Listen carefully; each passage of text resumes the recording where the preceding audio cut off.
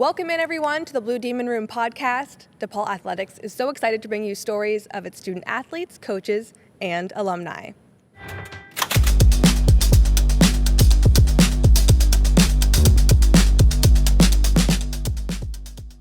Thanks for joining us today. I'm your host, Casey Standahar, and I'm thrilled to introduce our next guest, DePaul assistant men's basketball coach and general manager, LaVall Jordan. Coach, thanks for being here. We got a different setting, but it feels fitting. We're in a basketball gym. It's always good to be on the court as a coach. Right. That's right. Well, thank you for coming on the show. We had Coach Holtman on, and we wanted to get some more love to the men's basketball program, but I want to start with your career. You've coached at 6 different schools, played professionally. You've been a scout, you've been an analyst, you've done it all. Can you just break down the timeline of your career and what led you to DePaul men's basketball? Oh, that's a longer answer than how much time do we have? The short answer is, I'm blessed. I obviously have been afforded a lot of opportunities. My faith carries me. I don't know how I have sat in some of the seats that I've been allowed to sit in. So that's a God thing. To start the way I started, I didn't know I wanted to get into coaching. I would say, I always say coaching is a calling. And so you get this sphere of influence as you journey through a career to be able to influence people, especially young people in this industry. And you take that seriously because you're impacting lives and you're helping somebody else's journey. So that's been the fun part for me in each and every stop, regardless of the role and the position. And to end up here with Coach Holtman, it's funny because Chris and I have known each other for some years as friends and colleagues. We've talked a ton. Never actually worked together on the same team as teammates. So this part of the journey's been fun to be able to come alongside him and try to help reestablish DePaul basketball underneath his vision and the brand that he wants to build here, and still be able to serve in the same way with young people and impacting lives and like I said, their journey and their next steps and who they're becoming along the way. You said so many things I want to get to, but the first thing that stands out to me is you said you didn't really know you wanted to get into coaching. When was it that you knew after your playing career, or maybe it was much later, that you were like, yeah, I could coach? Yeah, certainly. It was one of those things where I was done playing. We had moved back to Indianapolis. My wife now, at the time she wasn't, and she was carrying us as a family. She was in pharmaceutical sales, and I was trying to figure out what to do next. Coach Todd Licklider, who was the head coach at Butler at the time, offered me an opportunity to come in as director of operations, which is a role where you're support staff, You're not on the floor, handling logistics and a lot of the things that go on behind the curtain of the program. And you were allowed to sit in on the meetings, the coaching meetings, and kind of learn, take notes. And we had an unbelievable staff: Brad Stevens, who's now the general manager of Boston Celtics; Matthew Graves, who's the head coach at Indiana State at the moment; and Jeff Meyer, who I actually worked with again at University of Michigan and hired back when I was the head coach at Butler. A true friend in the industry and just a friend overall. So what attracted me. There was a lot of learning going on, but it was really the mentorship.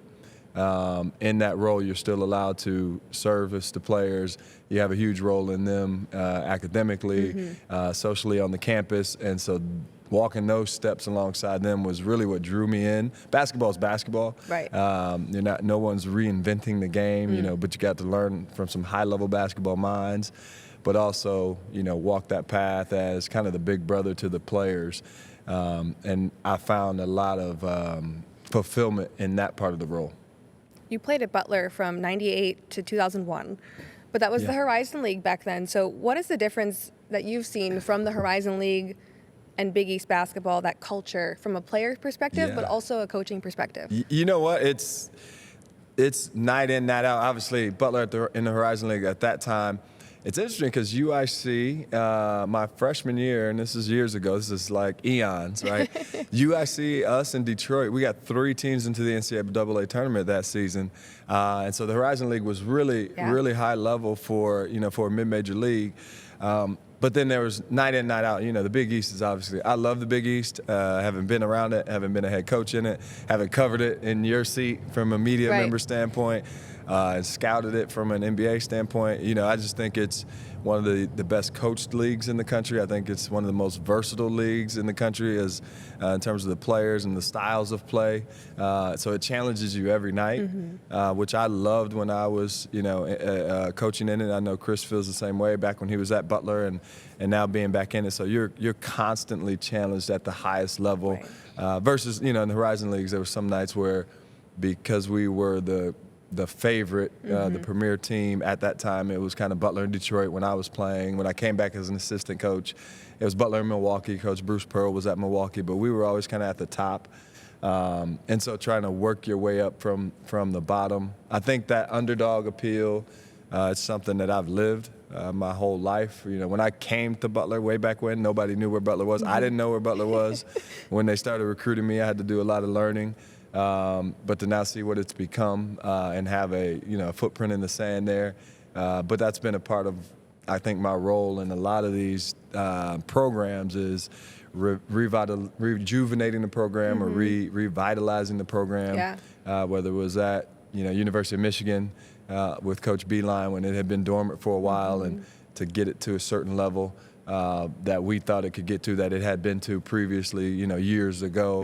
Whether it was Milwaukee when I took over there, it was kind of the same thing of, rejuvenating it to a certain standard, and now coming here, to do the same thing at DePaul.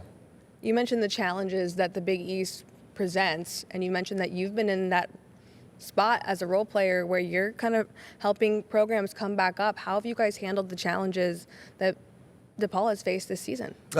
Chris he's done a tremendous job. I think consistency is the biggest thing. It's the mark of a champion. And I think his message has been consistent. I think the players have stayed encouraged and stayed enthusiastic about just getting better and embracing the process, and that's been rebuilding it takes time. We all want it to happen overnight in terms of the results, but I think more as important as the results is the way you go about it and the foundation. And it's like anything you build, if the foundation's solid, you can build on that and continue to stack. And so I think, our staff is tremendous, working alongside Jack and Jack Owens and Brian Mullins, Parrish Parham.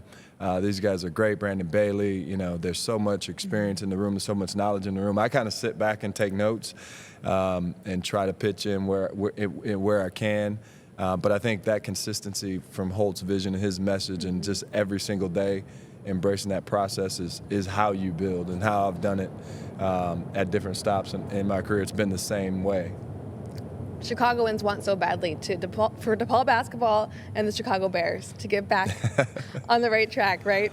Want to get back to your career, though. You were the first player from Butler to be in the NBA G League with the Cavs G League, right?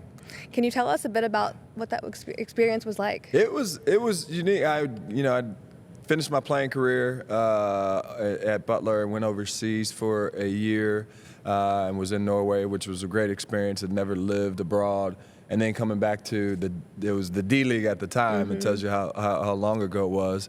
A lot different than it is now. It's more of a farm system now, similar to the minor leagues in baseball, where teams have their affiliates. Back then, it was just kind of a minor league. Yeah. And so I was in Huntsville, Alabama, with Coach Ralph Lewis. We ran the triangle offense, so you're thinking like, oh, Kobe and Shaq and Michael. They ran this offense. Assistant coach there, Mike Bourne, who scouts with the Indiana Pacers now. We've kept a relationship.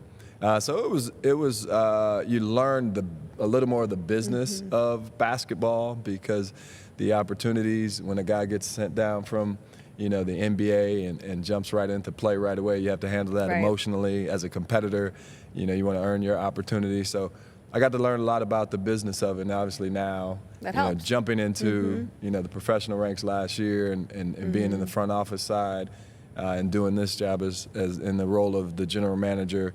But that was an early preview to a little more of the business of sport and the business of basketball. General manager wasn't really a position that was a part of collegiate athletics. We're seeing it more and more now. So how has collegiate basketball changed since you were a player to now a coach? Yeah, with NIL and now the transfer portal and so much movement, it's a lot different. Buildings a lot different. and you're trying to get established and get a consistent way that you want to go about it. Before, in years past, it was you brought guys in, you developed, and it was always recruit, retain, and develop. Yep. And the recruiting piece has changed a little bit, but not a ton. The development piece, I think our staff does a tremendous job at that, but then it's the retention piece, and I think that looks different now than it did before, because players can enter the portal right. if they want more opportunity than maybe what they're getting there where you are. If they want a different role, that happens a lot. I think if you have a healthy culture, guys want to stay. Mm-hmm. I think if you have good coaches, guys want to stay, which we do. I think if your campus is a fit for a young player, obviously, if you don't like the city, you're probably not at DePaul in the Sure. first place, or you don't want to stay here. But I think that matters. But I do think now there's a financial component that factors in terms of value, and so in the role of general manager, trying to just continue to understand the market and the valuations and be fair with our players and the players that we're recruiting. Who are some of the notable coaches or people along the way that have influenced your career and your coaching style? Oh, a long list. Probably starts with, the way I was raised with my great aunt and great uncle Jethro Jeffers and Lige Ridley. But in terms of the coaching industry, and then my dad was my assistant coach in high school and in AAU cool. and club ball. And so a lot comes back to what I learned there. But in terms of once I got into the industry, being with Barry Collier, who I played for at Butler, we had a tremendous staff. Thad Mata was an assistant coach who's the head coach at Butler now, and Todd Licklider, who hired me back once he became the head coach at Butler University. He was, I'm forever indebted to him. One of the most impressive and higher level minds and thinkers, and then also in terms of team building and culture, I would give him a ton of credit for that. And then going to work with Coach Beeline at the University of Michigan. He was an unbelievable CEO, had always been a head coach, never been an assistant. Right. So those are dinosaurs now in terms of guys that have that path. And so I learned a lot of him about how to run a program. I think that was a great motivator, and the way he handled that, I think that was something that I'd take from him. And then working alongside, like I said, Brad Stevens, Matthew Graves, just higher level minds. Matthew's offensive mind is brilliant.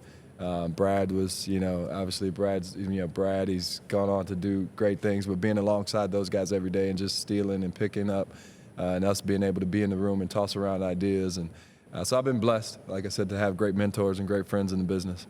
Something that you mentioned early in this interview, even what drew you to coaching, was the ability and the opportunity to influence these young men's lives. So what does it mean to you knowing you play such a big role for them? Yeah, I think that's the most important thing. Outside of raising my own family, I've got 3 beautiful daughters that are amazing, and that's your number one role in this life is to serve first in your own home, and then serve others. And so this platform, this profession has allowed that opportunity to be able to serve others in a different way, and especially young people that go on to become adults and hopefully take a lot of the things that's instilled in them first as they're raised, and then second, as we continue to nurture them in our program, in each and every program I've been a part of. And I think that's what's aligned me with Chris and our staff. It's always what I've looked for and enjoyed is a thought that's bigger than basketball, a thought that's bigger than winning and losing, because this is just the context for life. For me, there's going to be adversity, there's going to be challenges, there's going to be wins, losses, ups, downs, and that's just called life. And so if we can help prepare them for that next step, and so that they handle things a certain way, if we preach the values that Chris preaches in our program, that others have preached in programs I've been a part of, they'll handle life the right way. They won't look at failing as them as a failure. They'll just embrace the adversity and press through and have some persistence and resilience to what they're doing, and hopefully become great fathers, great husbands, and community leaders. You've coached some big names, Tim Hardaway Jr. You were also a scout for the Milwaukee Bucks. What are you looking for when you're evaluating talent and thinking about recruiting? I think the hard skills are easy. They jump off the page. If a guy's, got size at position and got length and athleticism, you can see that. The skill set, you can see that if they can handle the basketball, pass and shoot. So you're evaluating, the level that they can do those things at, and if they fit in terms of what we're looking for and how to build the roster, just physically and tangibly. But I think it's the intangibles that you learn in the recruiting process in college, even in the scouting process at the professional level. The intel is so critical.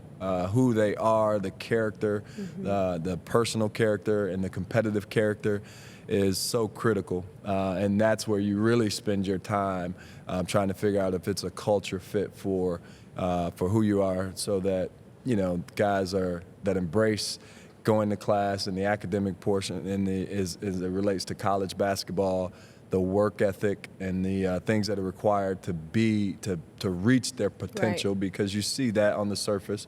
But if they're not willing to put in the work and they don't have the character to bounce back, they won't ever, not get gonna there. work. And Yeah. history is a great indicator of, the future in those aspects. So being able to get the intel from trainers, coaches, family members, anybody that's been in and around their lives is a big part of, I always say your who comes before your do. So who they are is going to come before anything they're able to accomplish and we're able to accomplish. Your daughter, Ava, she's a gymnast at U of M. Do you see some of those same athletic qualities and those personality traits in her? Yeah, she's the best athlete in the family, hands down. I can't do any Wow, I love it. twists, somersaults. She's amazing. My middle daughter, Alana, does soccer. She's and Adeline, my youngest, she's 12. She's a sixth grader. She's the only one to play basketball. But Ava's her journey. I was just telling someone this recently. Just being able to talk to her about growth and see her growth from freshman to sophomore year. She's a sophomore now, a little more confidence, and one more step in her journey as an athlete and a competitor. She wants to do really well, but to continue to keep her conversation on, who you're becoming. And so whether she hits on an event or whether she falls off the bars, it's more about how you respond to things and who you're becoming. As she continues to push herself to try to, become the best version of herself. Yeah. And I think that's something that I'm working on. We're all a work in progress, and that we preach to our players alike is, we're just trying to be the best version of ourselves. And so how you respond to success, not getting too full of yourself and going back to work the next day, and how she responds to adversity and picking yourself off the mat and not getting too down about a mistake. Coach, we talked a lot about your family, about what you look for in players. Let's go back to your hometown a little bit. You're from Albion, Michigan, and you were the assistant men's basketball coach at U of M for 6 years. Was it so special coaching there after being there and you grew up in that state? Yeah, you know what? It was when I was younger, I grew up a Michigan fan, Michigan football fan, and a basketball fan. 1989, the Michigan Wolverines win it. Glenn Rice, Ramil Robinson, Lloyd Vaughton, that team, and then the Fab Five came through, a couple years later, and that was around the time I was in middle school, where you're really starting to, become a fan of whatever it is that you're going to do. You kind of get into your thing, and so that was my thing. My hometown team made us run for the state championship when we were in middle school in '91 and lost to Chris Webber in the state championship game. And so obviously Chris went to play at Michigan, and then we kind of had a little deja vu. We went to the state championship my senior year, Final Four my junior year, senior year. We lost to Shane Battier, who was at Detroit Country Day, same high school as Chris Webber, so it was kind of deja vu. But grew up, watching Michigan. The mid and back in the state, at the time, it was such a blessing because, my grandparents were not too far away. My grandfather had to have a heart surgery shortly after we arrived back in Ann Arbor. And so he actually had his heart surgery at U of M, Heart Hospital. So that was something that, like I said, God's had his hand on, on every step in our lives. So to be there for that was as important as anything, to be there for my grandparents and be able to get home quickly. And, it was a big part of my daughter's life. Ava was there, K through 5. and now she's competing. She went to all the camps in gymnastics. You know, she did her club sport there, and now for her to be back there is special for her because she kind of grew up on it. So certainly to be home, anytime you can be home. When we went back to Indianapolis, my wife Destiny's from Indianapolis, so you know, we were back at Butler, we were around her family. Yeah. And I've been fortunate at Milwaukee. My mother's side of the family is mostly in Milwaukee. So everywhere you've been, you've had connections. We've had, outside of Iowa. When I was at Iowa, we didn't really have any family right there next to us. And so that was a stretch for us growing as a young family at the time. But every other stop, we've been fortunate to have family nearby. Has Chicago been an adjustment for you guys then? It's great because we've come through here, you know, so much just passing through, but never actually planted in Chicago. So love the city. Lincoln Park is tremendous. I mean, love Lincoln Park and the walkability. We've dealt with the cold at Iowa and Michigan, so you know that's nothing new. Today specifically is horrible out there. We're Midwesterners, so it's not new. I'm not outside that much when the weather hits like that anyway. So, but we love Chicago. I mean, the city is buzzing and like you said, it's, you know, the sports aspect of it with, you know, the Cubs and the Sox and the Bulls and the Bears. So many teams. There's so much to do. So I'm looking forward to this summer, upcoming summer in Chicago for sure. Are you Cubs or Sox? You know what? Or you just want, you want good where baseball? Where we're living was about 15-minute walk to Wrigley, so that's pretty cool. Yeah. And that's awesome. I don't do a ton of baseball. Sure. I just want DePaul to jump. I want us to jump in and capture the city. That's right. Because I know, you know, all the teams in the area are trying to do that. So 100%. We're trying to win the race. That's right. What was it like raising an athlete? Did you want your kids to be athletic, or was it something they kind of just gravitated toward naturally? We didn't push them. It's fun. That's a great question. We didn't push them into it. My wife did gymnastics when she was in high school, and you know, all the way up to high school. But we didn't push them into it. But we just kind of let them experiment and expose them to certain things, and whatever they were drawn to, we supported it and put some energy behind it. And so, you know, gymnastics has been the calling for Ava. Alana, our middle, she's an artist. I mean, I don't know where she gets that from. She does soccer and art. I can't do a stick man correctly. Me either. But she can just sit there and do that, and she does soccer. None of us ever played soccer, but she just kind of got into it. And our Addie loves theater, and like I've never acted. I've been up and on stage and on podiums in front of a microphone, but not like the theater component, acting and singing. She loves that, and she's into basketball. So I do know that, and that's fun. But try not to press too much on that aspect and let it be their vision and their dreams. And like I said, try to support and give energy to whatever they're into. Why do you think it's so important for young children to be involved in sports at a young age? Well, I think the collaboration component of it is critical. You know, there's so much isolation in the world we live in right now. People have their AirPods in. You can zone in and watch your own shows instead of sitting down on the couch and waiting for the Cosbys to come on every Thursday night, and we're all doing it together. Family dinners are more, you know, spread out than they used to be. You know, so I think now in this world of, you know, what's best for me, and kind of giving my thoughts, and the social media and the selfie generation, those aspects of just working as a team are critically important for your life. I think going through failure, you know, because you're going to try a skill and not be good at it initially, and have to, you know, have some persistence and have some resilience to continue to try to get better at it. I think the winning and the losing, not necessarily the results, but just being able to handle it emotionally and bounce back and stay with a process. You know, all those things that you get from team sport or individual sport, I think are just life lessons, and they build character along the way. We talked a little bit about your connection with Coach Holtman, but what was it like that day when he picked up the phone and called you? Yeah, it was you know, I called him, you know, back when the Ohio State and everything went down there, just to check on him as a friend, having lived it and been through, you know, a hard time. And then a few months later, or probably a month later, when he called back and said, hey, I want to run something past you and see what you think. And so it was intriguing. You know, we prayed. We were praying for just next step and what that might look like. Had no idea. My wife, Destiny, and I. And so Chris and I continued to talk and kind of toss around the idea of what it could look like, and then came to an agreement that let's jump in and try to do this thing together. And I knew Jack. It's funny because Jack and I and Paris, we were all assistant coaches in the Big Ten in the same era. Jack was at Purdue and Paris was at Illinois. I was at Michigan. I coached against Brian Mullins as a player. They had a Sweet 16 team at Southern Illinois. Yeah. When I was assistant at Butler, we had a Sweet 16. So we coached against each other there, and then coached against each other as head coaches. So there was a great familiarity with our staff. Brandon worked with Brad at Boston for years, and obviously Brad and I worked together and they're close friends.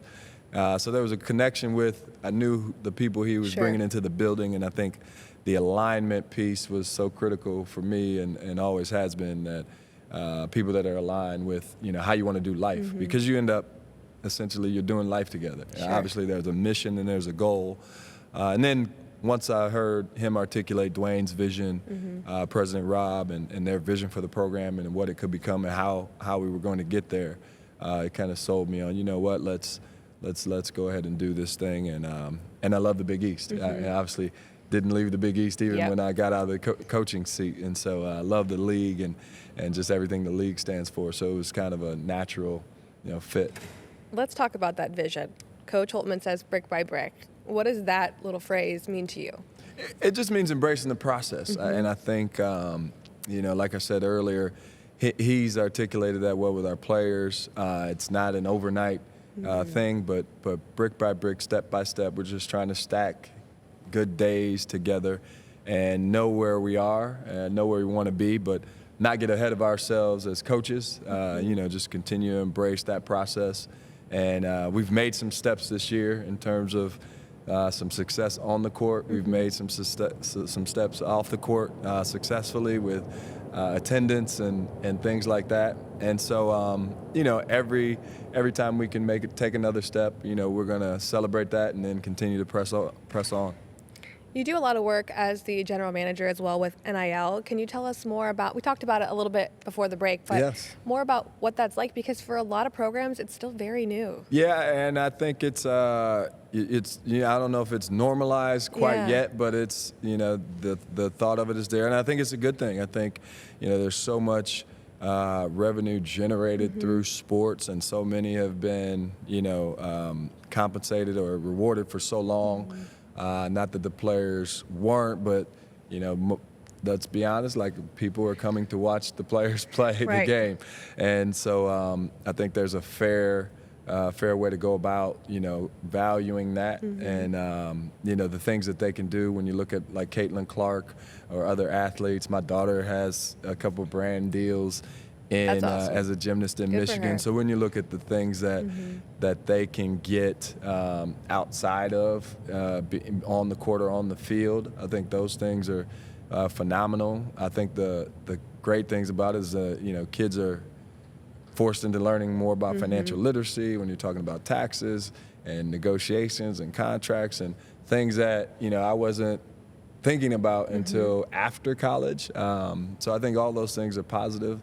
And I think there's a fair way to go about compensating. I think that's what everyone's trying to figure out in terms of the market when it comes to recruiting. And now there's agents involved, not all the time, but some of the time, what's fair market value. I think that is still up in the air for what level of contribution for a player at a DePaul versus a player at a Duquesne or a UIC. And in this portal era, once you kind of prove yourself at a certain level, how that's valued. And I think that's the fluidity, the part that's fluid. And as we get a little bit closer, I think each year to with some standard, maybe thought, because each school is working with a different, for lack of a better word, cap or amount that they can, support their athletes.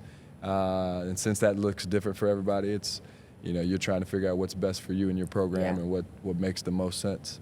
Is there a specific memory or in-game moment as we wrap this season up that really stands out to you that you want to take into next season with you?